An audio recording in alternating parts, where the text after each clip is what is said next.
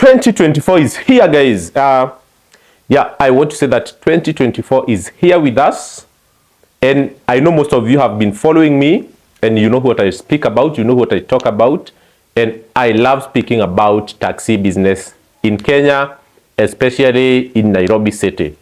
And in 2024, I just wanted to do a high-level summary of the requirements that are needed for you to join the taxi driving business as a driver, or for you as a car owner. What are the requirements of your car so that it can be onboarded on the various online taxi platforms? And I will start with the requirements of the driver. So here I have 7 requirements that are needed of the driver, and also I have another 10 requirements that are needed for a car that needs to be operating on the online taxi platform, which is Uber, Bolt, Litrocab, InDriver, and many other applications that exist in Kenya today. So let us start from the beginning. If you are an individual and 2024 is a year when you want to join the taxi driving industry as a full-time driver or a part-time driver, or just for your general understanding with regard to the requirements, these are the things that you need to have before you think of, starting to drive. First thing is an ID card, so you need to be 18 years and above. Apart from having your identity card, you need to be 21 years for you to drive on the Bolt platform. For the Uber platform, you need to be 24 years and above. And normally, for any other driving platform, you need to be 21 years and above. Nobody can drive taxi if you are not 21 years and above. So simply, it's because you get your driving license at 18 years, and then you need to have driving experience of 2 years, so it will be 20 years, and additional 1 year. I don't know where it comes from, but generally the requirement to drive, you need to be 21 years and above and have an ID card. Yeah, so you also need to have a passport photo, so that is a very simple requirement. You also need to have a valid good conduct or the police clearance certificate. If you don't have one, you can also upload a stamped receipt, because we all understand that it takes quite some time for the good conduct to come out. So they will not delay the process because you don't have the original conduct. You only need a stamped receipt. The other thing that you need, which is number 7, is a regular driving license. So I actually should have started with this, but it's a critical requirement. So you need to have gone to a driving school and completed your driving course, and you have a driving license. And on top of the regular driving license, you need to have the relevant category for PSV drivers, and that is B3 for boy, B for boy. So B3 is the requirement for taxi driving. But in any case, you can have a higher driving category like D1, so D for dog. So that is for the big 14-seater PSV cars like the matatus. So if you have that, you can still operate taxis. So you need to have the regular driving license and then the driving license for that category of PSV car that you want to drive. And then number 7, and this is a requirement which is only for Uber, is a background check by an organization called Peleza. So Peleza is like a private DCI which looks at your good conduct, and then not everyone has a clean bill on their police clearance certificate. There are those who have been convicted or they have ongoing cases that appear on their driving license. So what this private company called Peleza does is to check on whether those crimes for which you are crimes that are mentioned on your good conduct are impactful, whether they can prevent you or not to join the Uber business, and then they advise the Uber or whether they should admit you or not.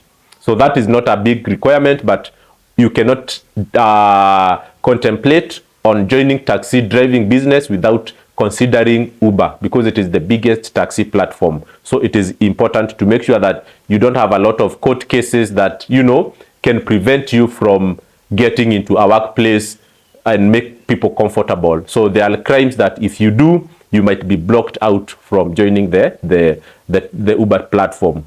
So those are normally the requirement for drivers. But if you think that there is something else that I have forgotten, please drop it on the comment section, because I know there are so many drivers who watch my content. So let us now get into the second category, is the requirement for cars.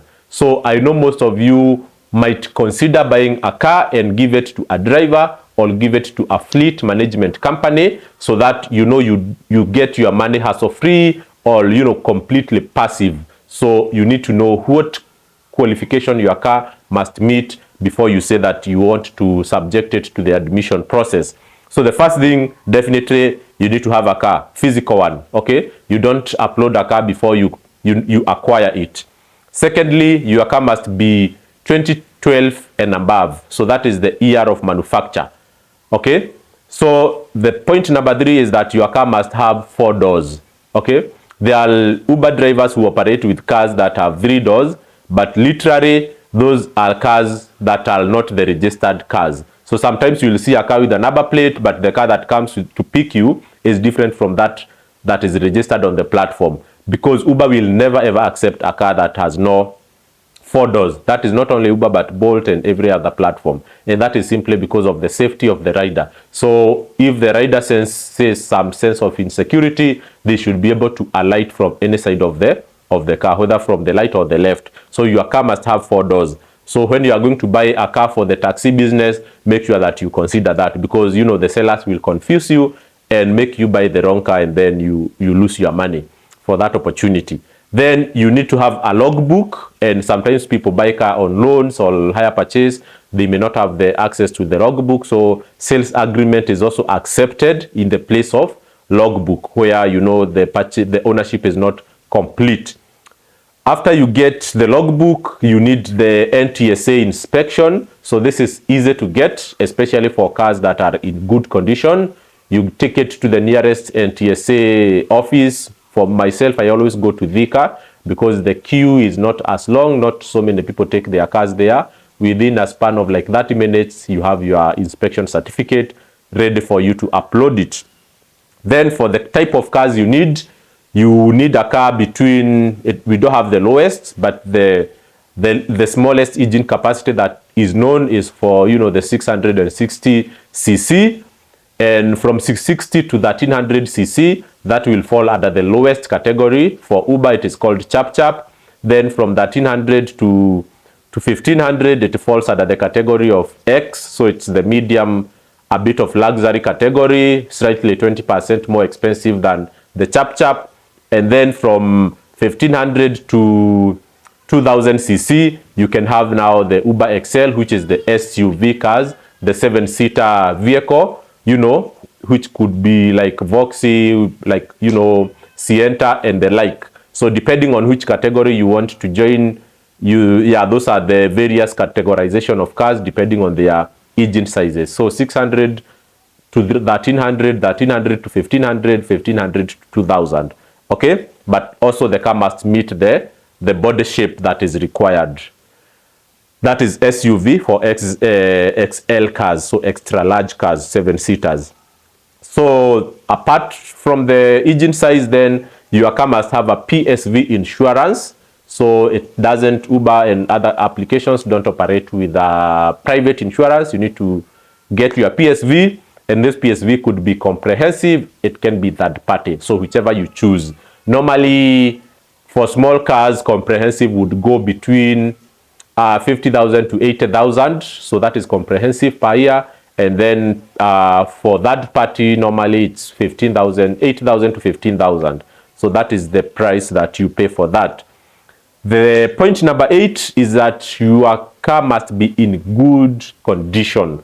So being a 2012 car does not mean that it will be automatically accepted, because of course, if it passes the NTSA inspection, it gives it a clean bill, but also you need to upload the photos of your car on the platforms so that they can assess whether it has dents, it has external damages. So before it is accepted, it has to be in very good condition. And then the last point is for, as I mentioned previously, it only applies to Uber. So there is Uber inspection. So on top of NTSA inspection, you need to take your car to Auto Express garage or Auto Express service centers for your car to be inspected afresh, only for Uber vehicles. But as I mentioned, you cannot ignore Uber if you want to get into the taxi driving industry. So it is all that I had to share with you guys.